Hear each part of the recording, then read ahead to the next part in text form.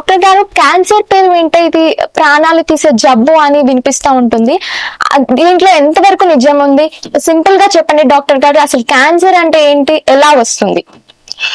Cancer అనేది కణ విభజన అంటే సెల్ డివిజన్ లో తేడా రావడం వల్ల వస్తుంది. క్యాన్సర్ కణాలు మామూలు ఆరోగ్యకరమైన కణాలు ఫిజియలాజికల్ సెల్స్ వల్ల కన్నా ఇది విభేదంగా ఉంటాయి. ఈ క్యాన్సర్ కణాలు ఏ అంగంలోనైనా పుట్టవచ్చు.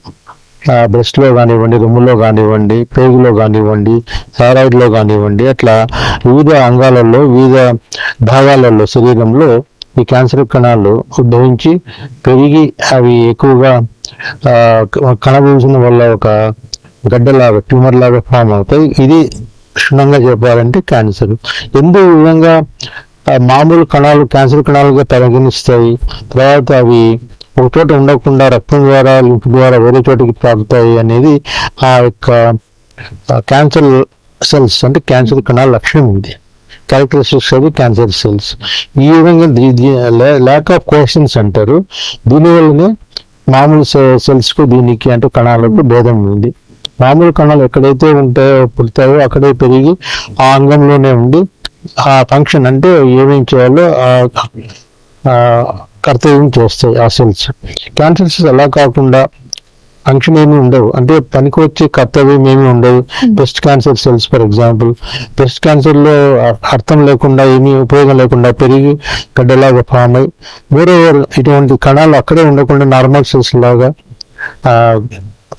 కొహెసివ్నెస్ లేవు, అంటే ఒకదానికి ఒకటి అంటుకోకుండా విడిగా ఉండడం వల్ల రక్త ద్వారం లింఫ్ ద్వారా స్ప్రెడ్ అవుతాయి.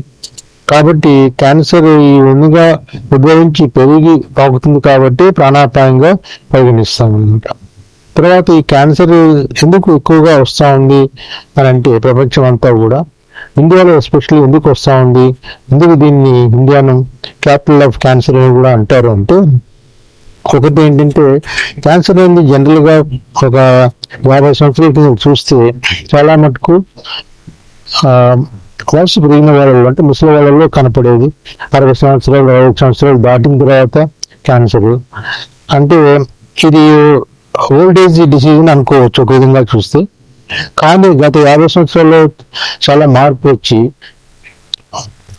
ఏ వయసులో క్యాన్సర్ వస్తుంది అనేది ఇంకా తక్కువ అయిపోయింది. మనం ఈ క్యాన్సర్ కేసులు తరచుగా 40 సంవత్సరాల వయసు నుంచి 55 సంవత్సరాల వరకు కూడా చూస్తూ ఉన్నాము.